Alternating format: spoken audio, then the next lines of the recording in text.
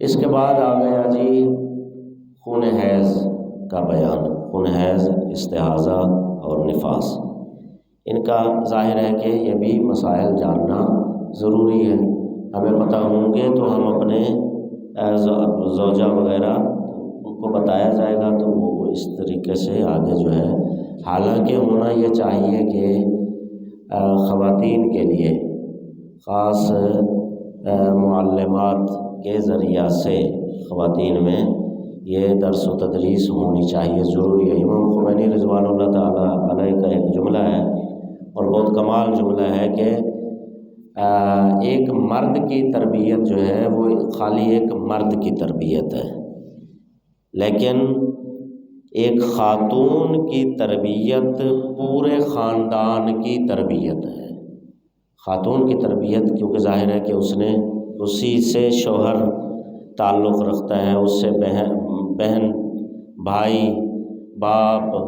اس سے اس کی اولاد تعلق رکھتی ہے، بس سارے رشتے وہ ایک خاتون نبھاتی ہے۔ اسی کے ہاتھ سے سب نے کھانا کھانا ہے، اسی کے ہاتھ سے پانی پینا ہے، اسی نے کپڑے، گھر کے کام کاج، وہ سارا معاملہ ایک خاتون پر ہے۔ تو اگر خدا نخواستہ اس کو مسائل کا مثلاً ان ایام مخصوصہ میں ہے اور اس کے حلال حرام کا وہ خیال نہیں رکھتی ہے تو اس کا اثر پورے گھر پر پڑتا ہے، پورے گھر پر ہوتا ہے، ہر وہ جو اس سے ملاقہ ہے وہ اس کے اثرات لیتا ہے۔ تو لہٰذا بہرحال جتنا ایک ضروری ہے وہ بیان کیے جاتے ہیں۔ اس میں آپ جانتے ہیں کہ یہ ہر مہینے حیض کا خون خواتین کو آتا ہے، ہر مہینے، 9 سال سے پہلے نہیں آتا۔ خاتون بچی جو ہے وہ 9 سال چاند کے مطابق قمری مہینوں کے اعتبار سے جب 9 سال پورے کر لیتی ہے تو بالغ ہو جاتی ہے۔ بچہ جو ہے وہ 15 سال جب پورے کرتا ہے چاند کے مطابق تو بالغ ہو جاتا ہے، یعنی بچی 9 سال پہ جب ہوتی ہے تو اس پر نماز روزہ واجب ہے، اور بچہ جو ہے وہ جب 15 سال چاند کے مطابق یہ سال ہے پورے کر لیتا ہے تو اس پر نماز روزہ واجب ہو گیا۔ اب یہ ہے کہ جیسے ہی 9 سال ہوتے ہیں بچی کے تو اس کے بعد سے یہ ہر مہینے اسے خون آنا شروع ہوتا ہے۔ جو سید زادی ہے اس کو 60 سال تک، اور جو غیر سید زادی ہے اس کو 50 سال تک یہ خون آتا ہے، 9 سال سے لے کر بالغ ہونے سے، اور 60 سال اور 50 سال، یعنی سید زادی جو ہے وہ 60 سال میں جا کے یائسہ ہوتی ہے، اس کے بعد اب وہ لائق اولاد نہیں رہی۔ اور جو غیر سید زادی ہے وہ البتہ عرب کا ایک اور قبیلہ بھی ہے بنی کلاب، غالباً جو میرے ذہن میں آ رہا ہے، شرح العلوم میں اس کا ذکر آیا تھا۔ تو بہرحال یہ ہے کہ وہ بھی 60 سال تک وہ خواتین بھی، بہرحال یہ فرق ہے ایک، بہرحال جو فقہاء نے بیان فرمایا ہے۔ اب اس دوران میں جو ہے ہر مہینے جب اس خاتون کو حیض آئے گا تو اسے حائضہ کہا جاتا ہے، حائضہ۔ اس میں یہ ہے کہ جب عورت حائضہ ہوتی ہے، اس کو خون آ رہا ہو، جو چیزیں مجنب پر حرام ہیں، جن کا ذکر پہلے گزر چکا ہے، جو چیزیں مجنب پر حرام ہیں وہی چیزیں حائضہ عورت پر بھی حرام ہیں۔ جن چیزوں سے اجتناب کرنا مجنب کے لیے ضروری ہے، مثلا قرآن پاک کا چھونا وغیرہ وغیرہ، وہی چیزیں حائضہ خاتون کے لیے بھی منع ہیں۔ مکروہات میں بھی ایسا ہی ہے، یعنی محرمات اور مکروہات، مزید مکروہات جو ہے وہ بیان ہو جائیں گے۔ وہی چیزیں حرام ہیں جو مجنب پر حرام ہیں۔ اور اس کے بعد یہ ہے کہ حائضہ عورت سے مجامعت کرنا حرام ہے، مقاربت حرام ہے۔ اب اس میں یہ ہے کہ خون حیض جو ہے یہ کم سے کم 3 دنوں تک ہوتا ہے، کم سے کم اس کا عرصہ جو ہے وہ 3 دن ہے، اور زیادہ سے زیادہ 10 دن ہے۔ 10 دن سے زیادہ نہیں ہوگا، اور 3 دن سے کم، اگر 3 دن سے کم ہو تو وہ خون استحاضہ شمار ہوتا ہے، 10 دن سے زیادہ ہے تو وہ بھی خون استحاضہ شمار ہوتا ہے، یہ خون مخصوص شمار نہیں ہوگا خون حیض۔ البتہ اس میں بھی پھر آگے خواتین کی 6 قسمیں ہیں، وہ تفصیل ہے جو توضیح المسائل وغیرہ ان تفصیل کی کتابوں میں موجود ہے۔ اس میں بھی خواتین کی اس خون کے اعتبار سے 6 قسمیں ہیں، ان کے احکام جو ہیں وہ بہرحال الگ الگ ہیں سب اقسام کے۔ تو اس میں جو مختصر ترین ہے وہ یہ ہے کہ کم از کم 3 دن اور زیادہ سے زیادہ 10 دن، 3 سے کم نہیں ہے اور 10 سے زیادہ نہیں ہوتا۔ اس دوران میں اب یہ ہے کہ اس سے مقاربت، شادی شدہ ظاہر ہے جانتے ہیں کہ حرام ہے، حتیٰ کہ حدیث میں موجود ہے، معصوم فرماتے ہیں کہ ہم آل محمد کا جو دشمن ہے وہ 2 حالتوں سے خالی نہیں ہے، یا وہ حرام کا نطفہ ہوگا یا حالت حیض میں اس کا نطفہ قرار پایا ہوگا، یعنی حالت حیض میں جس کا نطفہ قرار پایا ہو تو وہ بھی دشمن آل محمد علیہ السلام ہوتا ہے۔ تو اب اس کا اگر خدا نخواستہ کوئی کر بیٹھے جان بوجھ کر تو اس پر جو ہے وہ کفارہ واجب ہے، اس پر کفارہ واجب ہو جاتا ہے۔ کفارہ کتنا ہے؟ اب کفارہ یہ ہے، مثلا اب اس کو آپ ضرب تقسیم، مثلا 6 دن ایک خاتون کو خون آتا ہے، اس کا ہمیشہ کی عادت یہ ہے، وہ عادت رکھتی ہے 6 دنوں کی مثلا، تو اب یہ ہے کہ اس کو 3 حصوں میں تقسیم کیا، پہلے 2 دن، دوسرے کے 2 دن اور آخر کے 2 دن، 3 حصے ہو گئے۔ اگر پہلے دنوں میں خدا نخواستہ مجامعت کی جائے جان بوجھ کر تو پھر 4.5 ماشے سونا جو ہے وہ کفارہ واجب ہے، اور اگر درمیانے جو 2 دن ہیں، یعنی 2 دن تیسرا اور چوتھا دن، اگر 6 دن والی ہے تو اگر کم زیادہ ہے تو اس کے مطابق ہے، اگر درمیانے ایام میں ہوا ہے تو اس کا آدھا، 4.5 کا آشا یعنی 4.5 ماشے کا آدھا یعنی 2.25 ماشے، اور اگر آخری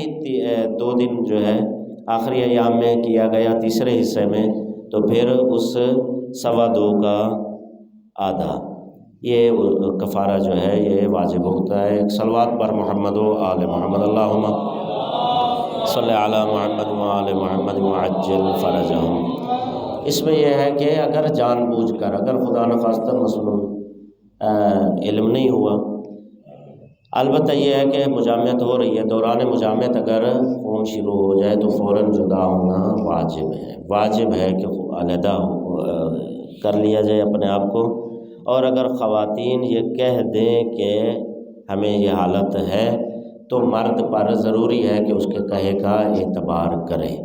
یہ نہیں ہے کہ مرد جو ہے وہ ضد بنا کے بیٹھ جائے۔ اس کے بعد یہ ہے کہ ایام حیض میں مدخولہ عورت کو طلاق دینا، طلاق باطل ہے۔ عورت ظاہر شادی شدہ 2 طرح کی ہیں، یا مدخولہ ہے یا غیر مدخولہ۔ وہ خواتین جو حیض کی حالت میں ہیں اور مدخولہ ہیں، دخول ہو چکا ہے، ایسی خواتین کو حیض کی حالت میں طلاق باطل ہے، طلاق نہیں ہوتی۔ البتہ وہ خواتین جو ابھی غیر مدخولہ ہیں، ابھی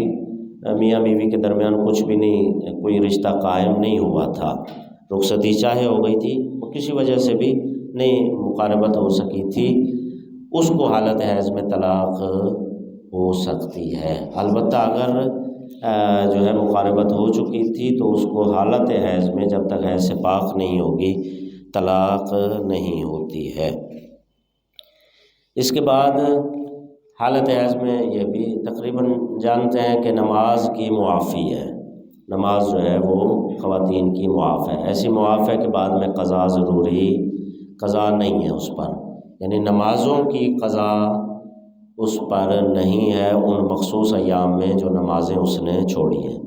البتہ روزہ رکھنا واجب ہے، روزے کی قضا ہے۔ ظاہر ہے کہ نماز وہ خدا جو ہے آسانیاں عطا کرتا ہے، قرآن کریم میں خود فرماتا ہے کہ ہم یہ احکام اس لیے بیان کرتے ہیں آسانیاں، یعنی شریعت آسانی دیتی ہے نماز روزانہ کی۔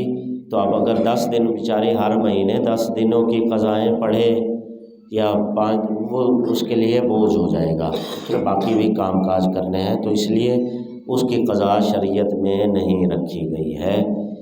نماز کی۔ البتہ روزہ وہ تو سال میں ایک دفعہ ہے، تو اس کی قضا جو ہے وہ واجب ہے۔ افطاری سے چاہے 1 منٹ پہلے خون آ گیا تو نماز روزہ جو ہے وہ قضا ہو جائے گا، باطل ہو جائے گا، ختم ہو جائے گا۔ اسی طرح دوران نماز اگر چاہے آخری سلام سے تشہد کی حالت میں اللہم صلی علی محمد ابھی سلام کہنا ہے جاری ہو گیا تو نماز باطل ہو گئی، نماز ختم ہو گئی۔ ایک صلوات پر محمد و آل محمد، اللہم صلی علی محمد و آل محمد وعجل فرجهم۔ اب اس میں یہ ہے کہ